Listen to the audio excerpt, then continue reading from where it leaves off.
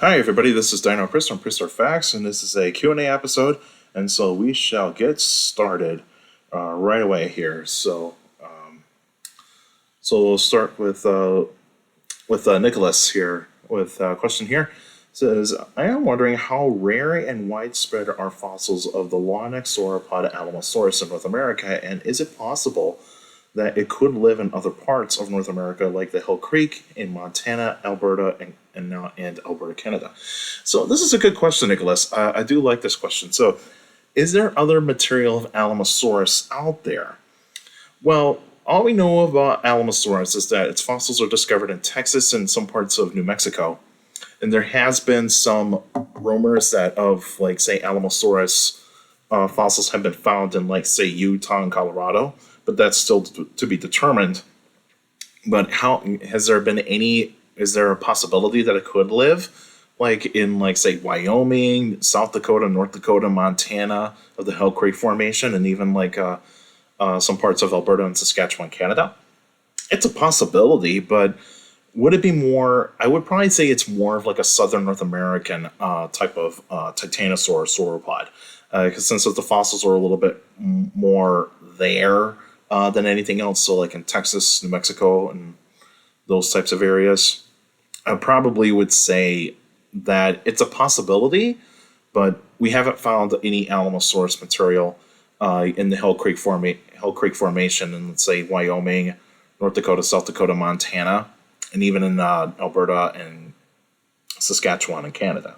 So that's to be determined on that, but I think it probably didn't go as far as up there, because probably maybe it probably stayed more of like a more warmer climate than anything else, but that's still to be determined. Okay, so Luke Zilla, first question. It says here, well, let's go with this one here first. Would orcas will still be apex predators if they lived in the same time with Tylosaurus and Cretoxyrhina? This is interesting.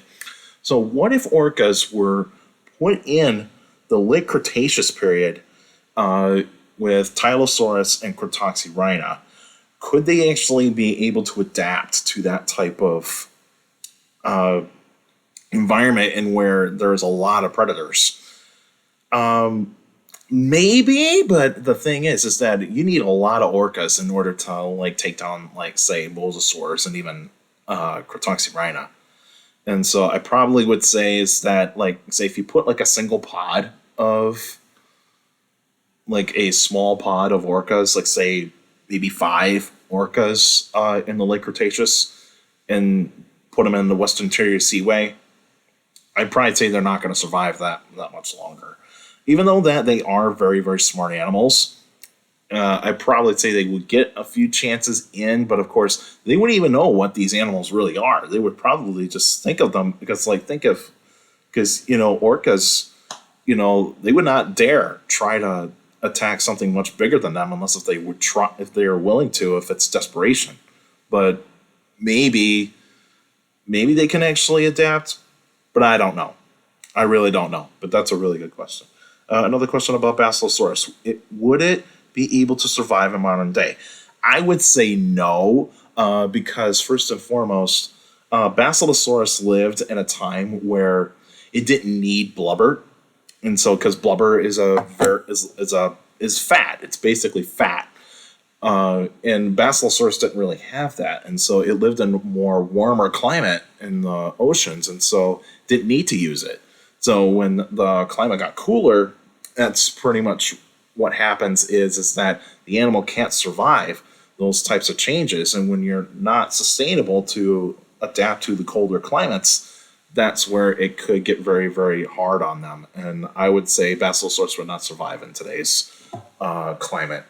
It would not. So, but at least it's a really nice question you have for me on that one. All right, your next one. Did Livyatan live in pods?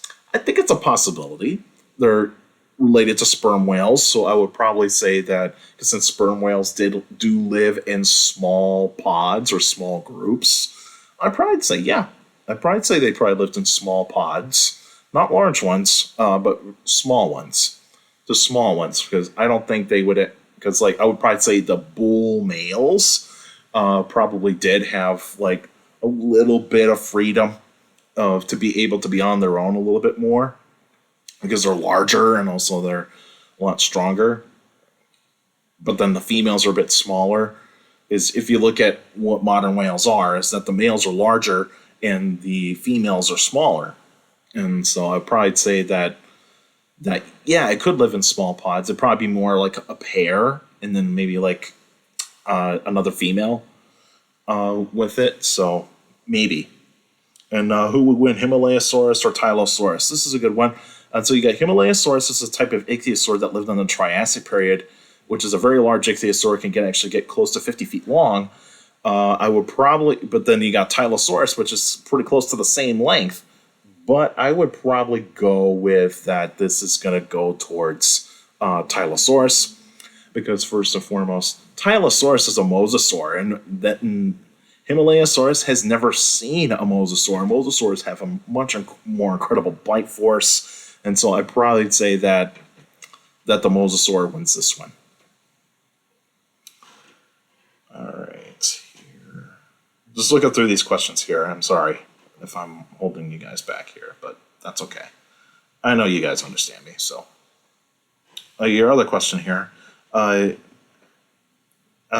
did whales lose their back limbs when evolving, but marine reptiles did not?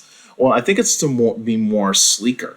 It's to be more sleeker, because if you're a mammal and you're living in the ocean and you have that up and down motion for a swimming motion for your fluke or tail, you don't want anything to be dragging near the back end. And so that's why the back limbs are a little bit of a problem. And so when you're moving in a side-to-side motion, that's not really too much of a problem, because you can tuck those back limbs towards the side of your body, and you're going to be able to be sleeker that way.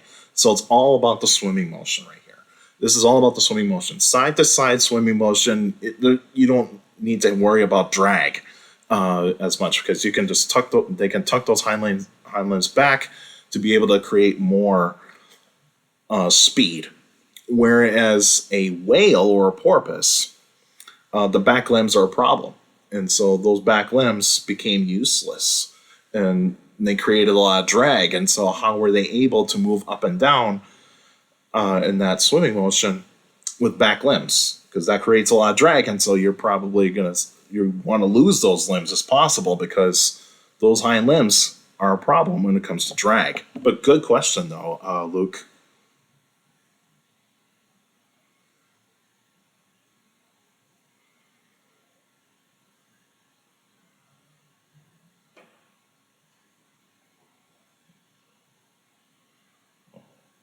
Should have just lost it.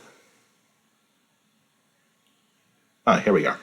So, Alex, do you think that de-extinction of prehistoric animals is possible? How do you think these prehistoric animals would have adapted in the present world, and how do you think that these prehistoric animals would have reacted around the animals of present day? This is a good question.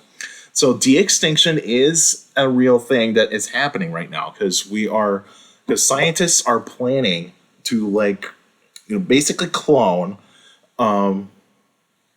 prehistoric animals that were around in the past, or they were around fairly recently, but then they just went extinct, say hundreds of years ago, or even thousands of years ago.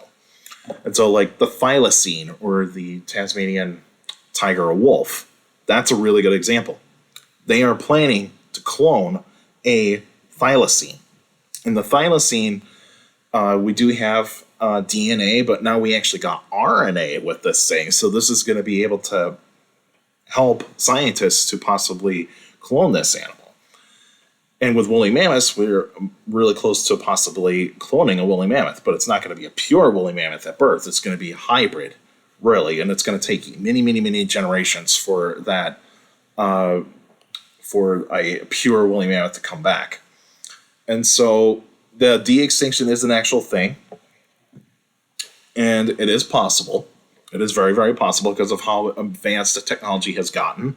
We're not totally there yet, but it's getting close. But how would these animals react to the present day? Well, I'm pretty sure with the thylacine, it would actually be pretty similar. It'd be pretty similar in terms of like how it would react to like certain like the environment it used to live in. So I would say it probably behave very similarly. But the thing is to keep people from killing it. That's the thing.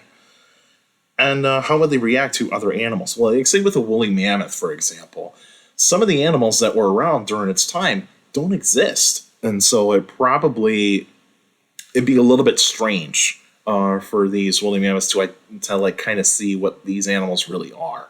So I probably would say that the woolly mammoth would have some issues with recognizing some of the animals and all that, but it's got to be the proper environment for this mammoth to live in. The thylacine, I don't see too many problems with that. Now, it might have competition when it does come back, because like Australia, and especially in Tasmania, there has been introduced animals like foxes and cats that are introduced, and so that is a little bit of a problem. But if it is able to survive, it would still be thriving pretty nicely. But we'll see what happens. With that whole ordeal right there. But I think it is entirely possible. All right, so Benjamin, first question: is the sale of Ouranosaurus used for thermal regulation? It's highly debatable, but I probably would say no, because if you're living in an environment where it's really warm, you don't need to be thermoregulated, really. That sail that it probably has is probably used for display. It's just probably used for display purposes. Species recognition, and also to recognize other animals, what it is, that sort of thing. That's probably what I think the sale of Ouranosaurus really is. Is Paraceratherium the biggest of all prehistoric rhinos? Yes, it is. It's the tallest and heaviest rhino that has ever existed. And if many of you that don't know, Paraceratherium is also known as an Indrigathere. It's Indrigathere. It was featured in Walking with Beasts in the 3rd episode, if I remember correctly, and takes place in the environment what takes place in Mongolia in the past of the Oligocene. And Paraceratherium is a very large rhino relative, and so this was like that time where rhinos were huge, like slightly taller than giraffes and heavier than elephants, which is really crazy. This is like if a rhino took inspiration of a sauropod, but it didn't have a really long tail, that sort of thing. But it's really cool. Paraceratherium is a really cool prehistoric mammal. Your third question is Cynodesmus an ancestor of Epicyon? I have looked into this. What I know is that Cynodesmus is recognized as the first canid. So the very first canid. So that I do not know. I have not tried. I've tried to find like a phylogenetic tree to see like where Cynodesmus is placed compared to Epicyon. I think Cynodesmus is probably a close cousin. I would not say it's a direct ancestor. I would just probably say that it's a cousin right now. Just for right now. And who would win? Eoraptor or Styracosaurus. So you got two bipedal dinosaurs. And so Eoraptor is considered to be one of the very first dinosaurs to show up in the fossil record. And then you got Styracosaurus, which lived in the later Triassic period and is slightly larger and also has more theropod qualities to it. Eoraptor is more closely related to the sauropods, believe it or not. It's more closely related to the sauropods. And so, but it would still eat like insects and small like animals, like say small reptiles, but it would have like a more of an omnivorous diet. where Styracosaurus is a little bit more carnivorous. And so I'd probably go with Styracosaurus in this one, because Styracosaurus is larger, it's faster, and also it's got all the tools to be a great carnivore. Not taking anything away from Eoraptor, though. Eoraptor is still a pretty neat-looking creature. Still neat, first-looking dinosaur-looking creature, but I go Styracosaurus. But that's all for the questions I got for you today. So next week will be a special episode. I'll let you guys know what kind of prehistoric animal I'm going to talk about. So stay tuned for that. And if you got any questions about dinosaurs and other prehistoric life, feel free to email me at dinochrist71@gmail.com. Let's go to my Facebook page, Prehistoric Facts with Dino Chris. Like the page. Yes, you post your questions in the comment section. Please put them in the comment section. Don't put them on Messenger. Messenger is a private conversation. So please put your questions in the comment section on the Facebook posts. And also for YouTubers out there, like the video, subscribe to the channel. If according to my analytics, a lot of you guys are checking out my channel, not subscribed yet. So please feel free to hit that subscribe button. And also hit that like button, because that's how the YouTube algorithm works. The more likes the video gets, the more likely it gets spreads out to people that are interested in dinosaurs, prehistoric life, paleontology, and geology in general. So please feel free to hit the like button on the videos, because that helps me out. It helps the videos out. It helps the channel get into video. Helps out the channel as well. So please also share the video, share the channel to anybody that is interested in dinosaurs and other prehistoric life. And you can also hit that notification bell, so that way you can get weekly notifications of every video that comes out. So stay tuned for that. And in the community tab, there are polls in there, so please feel free to check out the polls and participate in those. I will be posting more polls probably monthly. So stay tuned for more polls, so that way you guys can interact with me and interact with others, and make sure you keep your questions and make sure you keep your comments friendly. And if you are being nasty to each other, I will if you guys are putting some negative comments on there, there's a line to be drawn right there. So make sure you keep things positive in the comment section. And also, for YouTubers out there, feel free to leave your questions in the comment section, because I do read them all. Your questions do mean a lot on these Q&A episodes. So all of you that are sending me questions via email, Facebook, and YouTube, you guys are awesome. You're giving me some great questions for these Q&A episodes. It helps a lot and keeps me going to answer a lot of your questions about prehistoric life. And also make sure you keep your questions short to the point. You can also follow me on Instagram at dino.chris.pf. We'll post pretty cool stuff on there. On Threads, it's the same thing at dino.chris.pf. We'll post pretty cool stuff on there as well. Also, take care of the people around you. Those are for younger people out there, and make sure to listen to your parents, your teachers, your guardians. It's the best motivation you can have for good education. It's very important to have good education. It's really good education. Get a good job in the future. And this coming October 3rd, this is pretty soon. So when this video is uploaded, it will be at least, say, 5 days till I actually have my next library event in Marshfield, Wisconsin, in the Marshfield Public Library. I will be bringing some things from my collection.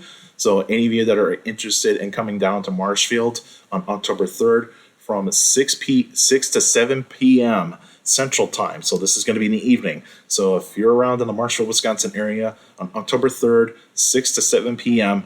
Central Time, feel free to come on down and check out some of the things that I got in my collection. I'll be bringing some actual fossils, actual minerals, and even replicas of some of the fossils over, so that way people can take a look at those, and also feel free to, and they can touch them and take a look at them and learn cool things about prehistoric life. So if you're going to be in the Marshfield, Wisconsin area, please come on down on October 3rd from 6 to 7 p.m. Central Time. So if you're going to be in the Marshfield, Wisconsin area, come on down and say hello, and also get to learn some pretty cool things. And so hopefully you guys can check that out. Anyway, that's it for now, and I'll see you guys next time.